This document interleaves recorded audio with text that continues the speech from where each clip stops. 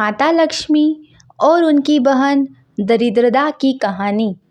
सनातन धर्म में धन संपदा और खुशहाली की देवी माँ लक्ष्मी को भला कौन नहीं जानता है। सप्ताह में शुक्रवार का दिन माँ लक्ष्मी को समर्पित किया गया है। माँ लक्ष्मी की एक बड़ी बहन भी है, देवी दरिद्रता अर्थात देवी अलक्ष्मी। गरीबी, दुख और दुर्भाग्य की देवी है देवी अलक्ष्मी। माँ लक्ष्मी को सभी अपने घर में आमंत्रित करना चाहते हैं, जबकि उसके विपरीत अलक्ष्मी को कोई अपनाना नहीं चाहता है। माँ लक्ष्मी का मनमोहक स्वरूप लाल कपड़ों में आभूषणों से सुसज्जित, कमल पर विराजमान, सोने और अन्न से भरा कलश हाथों में विराजमान है। माँ लक्ष्मी को बहुत चंचल माना जाता है, इसलिए उनको एक स्थान पर बिठाए रखना कठिन काम है। पुराणों में किए गए वर्णन से पता चलता है कि देवी अलक्ष्मी हमेशा काले वस्त्र धारण किए हुए रहती है। शिव पुराण में वर्णित कथा के अनुसार समुद्र मंथन के समय देवी लक्ष्मी के पहले देवी अलक्ष्मी की उत्पत्ति हुई, इसीलिए देवी अलक्ष्मी को देवी लक्ष्मी की बड़ी बहन माना जाता है। पौराणिक कथा के अनुसार देवी लक्ष्मी और देवी अलक्ष्मी के पास रहने का कोई निश्चित स्थान नहीं था, इसलिए देवी लक्ष्मी और बड़ी बहन अलक्ष्मी श्री विष्णु के पास गई और उनसे बोली, हे जगत के पालनहार, कृपया हमें रहने का स्थान दो। हमारे पास रहने का कोई निश्चित स्थान नहीं है। पीपल को विष्णु भगवान से वरदान प्राप्त था कि जो व्यक्ति शनिवार को पीपल की पूजा करेगा, उसके घर का ऐश्वर्य कभी नष्ट नहीं होगा। अतः श्री विष्णु ने कहा, देवियों, आप चिंता ना करें, आज से आप दोनों पीपल के वृक्ष पर वास करोगी। जो आज्ञा प्रभु। इस तरह दोनों बहनें पीपल के वृक्ष में रहने लगी। एक बार भगवान विष्णु ने देवी लक्ष्मी से विवाह करने की इच्छा रखी। देवी लक्ष्मी, हम आपसे विवाह करना चाहते हैं। प्रभु, आप मुझे पति रूप में मिले, ये तो मेरा उत्तम सौभाग्य है। परंतु बड़ी बहन कुंवारी होते हुए छोटी बहन विवाह कैसे कर सकती है? उनके विवाह के उपरांत ही मैं आपसे विवाह कर सकती हूँ। प्रभु ने कहा, देवी अलक्ष्मी, तुम कैसा वर पाना चाहती हो?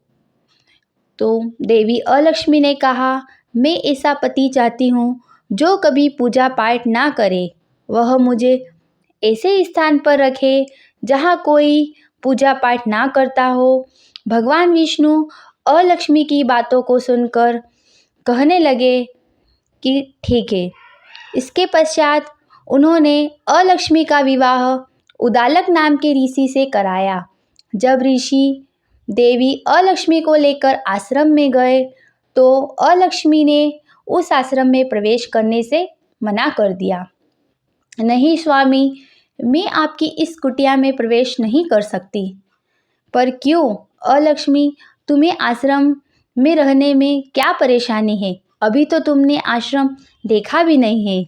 देवी अलक्ष्मी बोली, मैं सिर्फ उन्हीं घरों में जाती हूँ जो घर गंदे रहते हो, जहाँ के लोग हर समय लड़ते झगड़ते हो, जहाँ पूजा पाठ नहीं होती हो।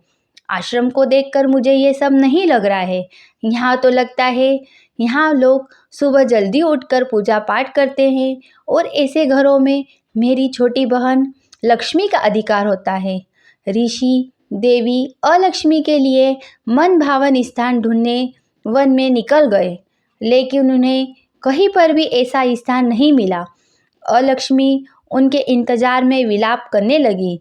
श्री विष्णु ने पुनः देवी लक्ष्मी से विवाह का प्रस्ताव रखा तो लक्ष्मी जी बोली, प्रभु, जब तक मेरी बहन की गृहस्थी नहीं बसती तब तक मैं विवाह नहीं करूँगी।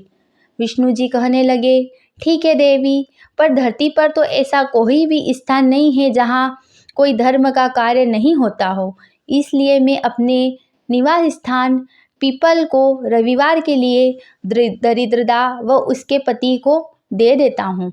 इसलिए रविवार को पीपल के नीचे देवताओं का वास न होकर अलक्ष्मी का वास होता है। इस दिन पीपल की पूजा वर्जित मानी जाती है। पीपल को भगवान विष्णु से वरदान प्राप्त है कि जो व्यक्ति शनिवार को पीपल की पूजा करेगा उस पर लक्ष्मी की अपार कृपा रहेगी और उसके घर का ऐश्वर्य कभी नष्ट नहीं होगा। एक समय की बात है, मोहनपुर नामक गांव में एक भोलाराम नाम का गरीब ब्राह्मण रहता था। वह सदैव ही पूजा पाठ धर्म के काम करने वाला था। ब्राह्मण रोज सुबह पीपल के वृक्ष पर जल चढ़ाता था। उसी वृक्ष पर देवी लक्ष्मी का वास रहता था। एक दिन ब्राह्मण की पूजा से प्रसन्न होकर माँ लक्ष्मी ने एक लड़की का रूप धारण किया और ब्राह्मण के पास आई।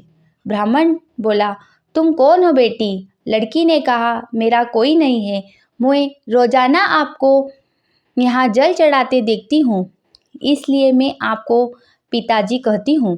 क्या मैं भी आपके घर चल सकती हूँ? ब्राह्मण ने सोचा, मेरी तो पहले से ही 6 बेटियां हैं, मैं इसे घर ले गया तो क्या खिलाऊंगा?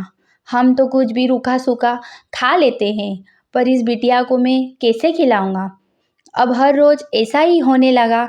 जब भी पीपल को जल चढ़ाता वो लड़की आ जाती। एक दिन वह अपनी पत्नी से बोला, जब भी मैं पीपल को जल चढ़ाने जाता हूँ वहाँ एक लड़की आती है और मुझे बड़े प्रेम से पिताजी कहकर बुलाती है और रोजाना मेरे साथ घर आने को कहती है। अब तुम बताओ उस कन्या को कैसे मैं घर लाऊं? पत्नी ने कहा, इसमें चिंता की बात नहीं है, जैसे अपनी लड़कियां हैं तो एक और सही, और आएगी तो अपना भाग्य साथ में लेकर आएगी, इसलिए तुम उसे अपने घर ले आना।